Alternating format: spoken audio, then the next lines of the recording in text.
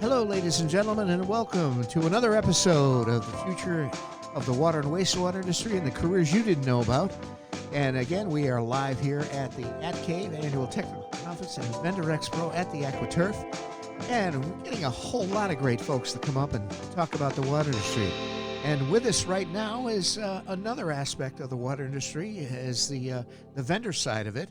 And basically, it's she's from the hometown of Portland, Mrs. Alexa Portland Schwartz. CT, represent. There you go. Awesome, Miss Alexa Schwartz. So fantastic. Thank you for having me. Thanks for coming up. I corralled your dad to come on and so forth. So we got to get the second generation of Water and Sewer Specialties. So how did you get into the water industry? So I went to school for advertising, actually, up in Massachusetts. And I had a job, didn't love it. So I was in between jobs, and I asked my dad, hey, can I just come on part-time, check it out, help out a little bit. And I liked it so much I never left. So there you I'm go. Still here 6 years later. And not only you're part-time, you're full-time. Full-time now, yep. Running the office. My dad's still working full-time, so all good, yeah. Well, he's been in the waters. Him and I go back a long time. I remember him going back in the Caldwell days. Yes. Oh my gosh. Throwback. Yep. Oh man, it's throwback, whatever day it is. I think we still have some T-shirts and some pens and stuff hanging around the office. Oh yeah. Your dad Aaron has been such a stalwart in the industry. I know. We call him in the middle of the night if we need a clamp or whatever, and so forth. He's always there. So when you went to school, obviously advertising was, perhaps a pathway into a career and so forth, and that didn't work out. So what attracted you to advertising? I had a background in high school. I did a lot with TV studio, I liked being a part of that. The media side of things. So I did also have a concentration in media studies. So I really wanted to work with like the news maybe. So I started out at an advertising agency just helping people place their ads. It was very corporate. It was a little stuffy. So I had the job for about a year, was looking for new ones, didn't find anything I actually loved. So it was really nice because obviously my dad's been doing the business for 33 years now. So longer than I've been alive. And I always was like, maybe I'll do it at one point in my life, and it ended up working out really nice because I enjoyed working with my father. My mom was still working a little bit more than now, and I just loved working with my family. It was so easy. I really like the industry. The people are great. I love the job too. I like being in the office, which I do a lot. Also being on the road and seeing people, helping people. I really like it. I even pulled my fiance Anthony in, and now he's working for us too, and he's loving it. Yeah, so it's a whole family affair, and we really enjoy it. Oh, that's great. And I can't tell you, from a business owner in town, is nothing that makes not only your dad comfortable is to have that succession plan, of the business going forward. Right. Yeah, he never knew it was going to be me, but it worked out. It was. I'm really glad it did. Great. Yeah.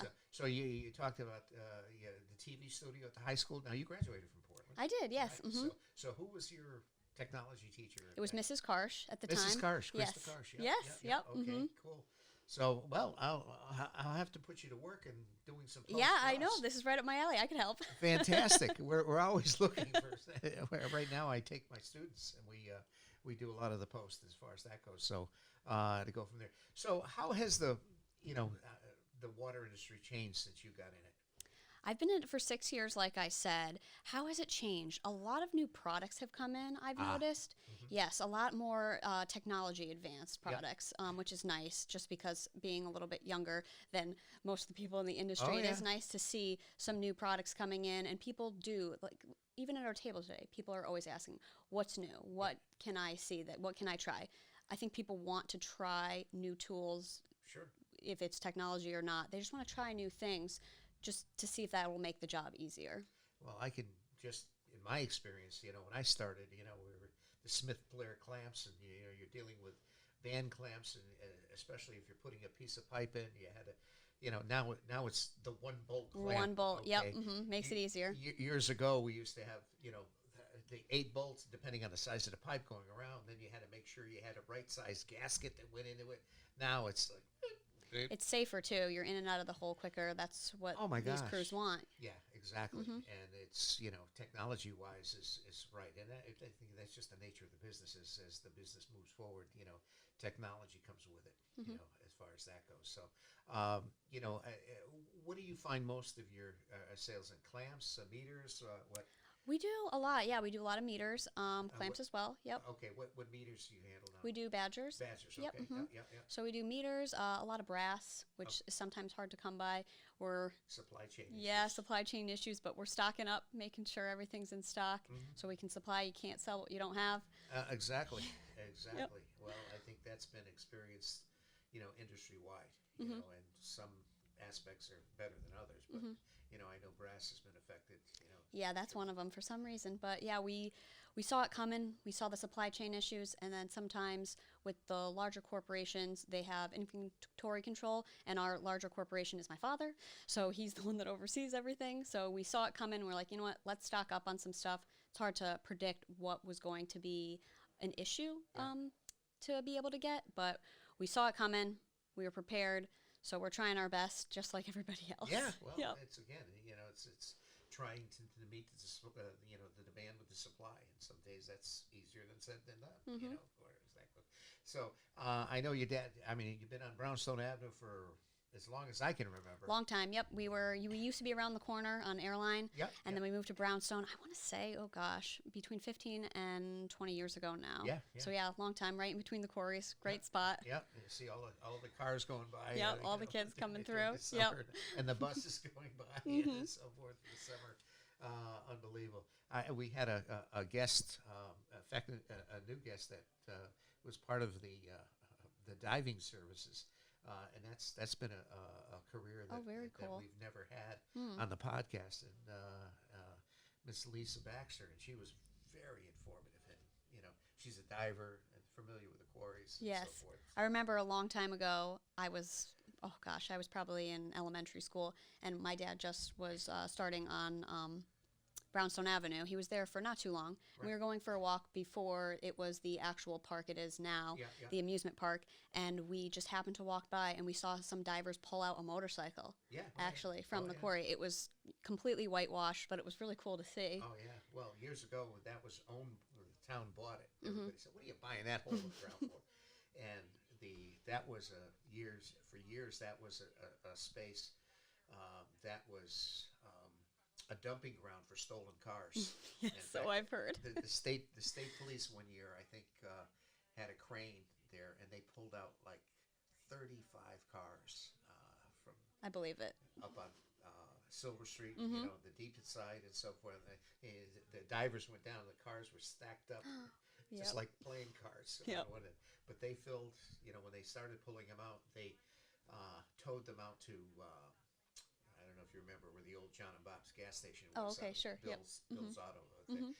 But they stored them. That whole lot was full, and they had their major crimes people checking VIN numbers and all that kind of stuff, and it was amazing. Where these stolen cars are coming. Who knew in our little town all the history? Yeah, well, exactly, exactly. So anyway, what's on the horizon for Water and Sewer Specialties? We're trucking along. My dad's still there. He's doing well.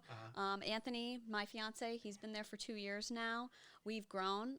We've had some people that have come on, but at the core, we've had our same crew basically now for the past 15 years. So once we bring people in, they like to stay. They enjoy it. We're, family owned. We push that. We are very committed to customer service. Yep.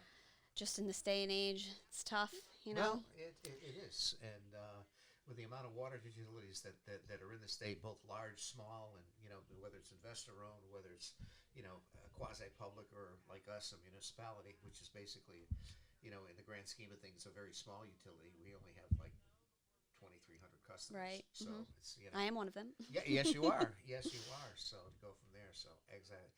So what do you like to do for fun? On a personal side? Well, I just tried skiing for the first time recently. That was a lot of fun. We went up to Okemo with my fiance and our friends, so that was a lot of fun. So that's what we like to do in the wintertime. I also enjoy working out. I am a CrossFitter, so heavy lifting and stuff like that. Yeah, I enjoy that. All right. Helps keep me in shape, keeps my mind tuned sharp. Up. Yep. Okay. Do we have the date picked out yet? Not yet. Not no, yet. We're still working. Actually, we're going to see a venue that we really like this weekend, so we're excited. Yep. Well, there you go. Yeah. Okay, fantastic. Now, your husband is he the one that has the motorcycle parked out in front of the shop? Oh no, that's one of our drivers. He's been there for 18 years now. He's the one. Yep, he drives the Harley. I see the Harley out there. I says, Mm-hmm. okay, anyway, fantastic. So, all right, that's great. Now, you still live in town, okay? Yes, I do. Mm-hmm. So is the plan to stay in town? Yep, we just bought a house in town recently. So yeah, we're actually right around the corner from our shop, which is nice. So those middle of the night calls, we're able to jet over there right away. So that's great. Yeah, our plan is to stay in town. Want to stay with the business, of course. We love it. Anthony and I together. It's a lot of fun. Yeah. That's all that counts. That's all that counts. All right. All right. Thanks for coming down, yeah, Alexa. Of course. That's great. Thanks for having me. And again, your dad and you've been a part of the business community, and just like me in the music store. You become part of the business fabric of the town. It's special. It really is. So anyway, all righty. All right, ladies and gentlemen, with us in the house, Miss Alexa Schwartz from Water and Sewer Specialties, and she is part of the future of the water and wastewater industry, and more of the future. So, Alexa, thank you so much. I'm your host, Dave Kosminski, and we'll catch you on the rebound. Thank you so much.